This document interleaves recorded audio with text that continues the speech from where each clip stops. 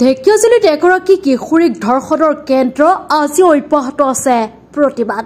সদৌ অসম আদিবাসী ছাত্ৰ সন্থা চমুকৈ আচাৰ উদ্যোগত ঢেকিয়াজুলিৰ ১ নং পলাশ বস্তিত এক প্ৰতিবাদী সমদল কাৰ্যসূচী ৰূপায়ণ কৰে। ধৰ্ষণকাৰীক ফাঁচীৰ দাবীত সাব্যস্ত কৰে এই প্ৰতিবাদী সমদল। হাতে হাতে ধনুকাৰ লৈ আচাৰ কৰ্মীসকলে সাব্যস্ত কৰে প্ৰতিবাদী কাৰ্যসূচী। ধৰ্ষণকাৰী যাতে কোনো কাৰণতে সাৰি যাব নোৱাৰে তাৰ বাবে প্ৰশাসনক প্ৰতিবাদৰ জৰিয়তে সকীয়াই দিয়ে আছাই। লগতে পলাশ বস্তি গাঁৱত থকা অবৈধ বেদখলকাৰীক উচ্ছেদ কৰিবলৈ চৰকাৰক দাবী জনায় প্ৰতিবাদকাৰীয়ে। প্ৰতিবাদস্থলীত ধৰ্ষণকাৰীৰ বিৰুদ্ধে প্ৰতিবাদেৰে মুখৰ হৈ পৰে। বিভিন্ন শ্লোগানেৰে মুখৰিত হৈ পৰে ঢেকিয়াজুলিৰ অঞ্চল। উল্লেখযোগ্য যে যোৱা ২৪ জুনৰ সন্ধিয়া এগৰাকী ১০ম শ্ৰেণীৰ ছাত্ৰীক বলপূৰ্বকভাৱে ধৰ্ষণ কৰিছিল শ্বহীদুল ইছলাম নামৰ এজন লম্পট যুৱকে।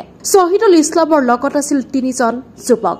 ধৰ্ষণৰ পিছতে কিশোৰীগৰাকীক বলপূৰ্বকভাৱে বাহনত উঠাই নিব বিচাৰিছিল ৪জন পাখণ্ডই। ঢেকিয়াজুলি আৰক্ষীয়ে অভিযোগৰ ভিত্তিতে গ্ৰেপ্তাৰ কৰিছিল শ্বহীদুল ইছলামক। ইতিমধ্যে ১১৩/২৪ গোচৰত ধৰ্ষণকাৰীক প্ৰেৰণ কৰিছে জেল হাজতলৈ।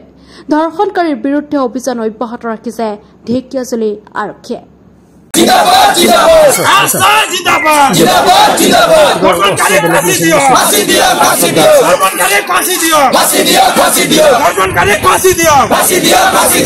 বিভিন্ন প্ৰান্তত এনেধৰণৰ হয়। আচলতে ইতিমধ্যে ক'লেই মই এটা কথাই আহ্বান জনাব বিচাৰিছোঁ যে অসমৰ ৰাইজ আমি সচেতন হ'ব হ'ল যে ইয়াত মিয়াবিলাকে অসমৰ অন্য আমাৰ যিবোৰ আমি জাতি জনগোষ্ঠী বাস কৰি আছোঁ এই জাতি জনগোষ্ঠীৰ ওপৰত তেখেতসকলৰ যিটো অত্যাচাৰ এই অত্যাচাৰটো আজি নহয়।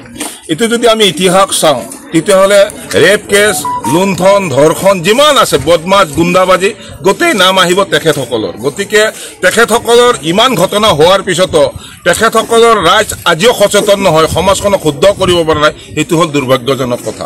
২ নম্বৰ কথা হ'ল যে বাবৰ আকবৰৰ নীতি তেখেতসকলে ইয়াত অৱলম্বন কৰাৰ যিটো তেখেতসকলৰ চিন্তা চৰ্চা এই চিন্তা চৰ্চাৰ পৰা তেখেতসকলে আঁতৰি থকাৰ বাবে মই আহ্বান জনাইছোঁ।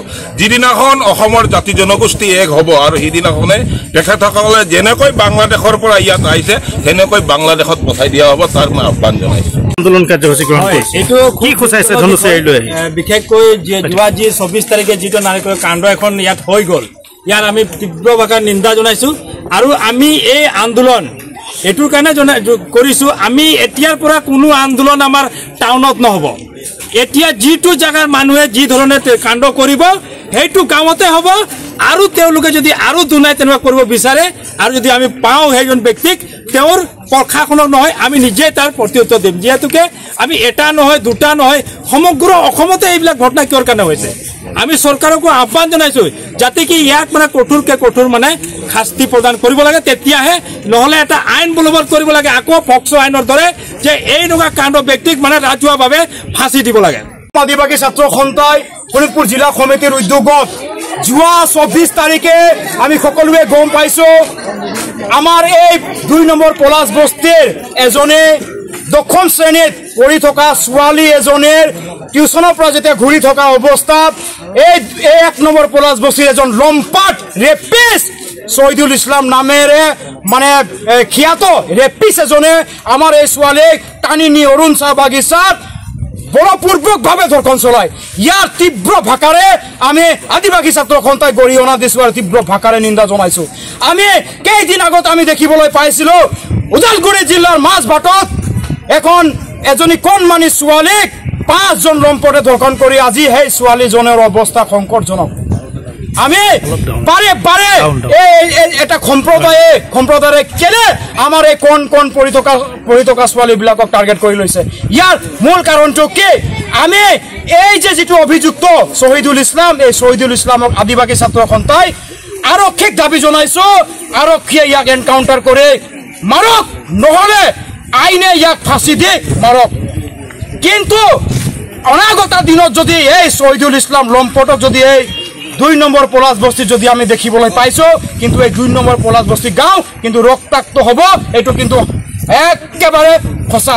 আৰু ইয়াৰ সম্পূৰ্ণ জগৰীয়া কিন্তু প্ৰশাসন হ'ব আৰু ইয়াৰ যি গণ্যমান্য যি মুছলমান সমাজে যি গণ্যমান্য বুলি নিজকে পৰিচয় দিয়ে সেই গণ্যমান্য মুছলমান সমাজে কিন্তু দায়িত্ব ল'ব লাগিব আমি আদিবাসী ছাত্ৰ সন্থাই স্পষ্টভাৱে কৈছোঁ ৰেপিষ্টৰ কোনো জাতি নাই কোনো ধৰ্ম নাই আৰু এই ৰেপিষ্ট শহীদুল ইছলামক কিন্তু ফাঁচি দিব লাগিব এইটো একদম আমাৰ আদিবাসী ছাত্ৰ সন্থাৰ একদম এক নম্বৰ প্ৰথম দাবী আৰু ভৱিষ্যতৰ দিনত আমি আদিবাসী ছাত্ৰ সন্থাই কৈ আছোঁ এইটো অঞ্চলত যদি কোনোবাই মুছলমানে যদি ভাবি থৈছে মনত এইবাৰ এটা নহয় বা আৰু এটা পুনৰাই ঘটিয়াম তেতিয়াহ'লে কিন্তু আপোনালোকে হুঁচিয়াৰ হৈ যাওক আমি কৈছোঁ ঘৰে ঘৰে সোমাই কিন্তু আদিবাসী ৰাইজে কিন্তু প্ৰত্যুত্তৰ ল'ব এইটো কিন্তু আদিবাসী ছাত্ৰ সন্থাই কৈছে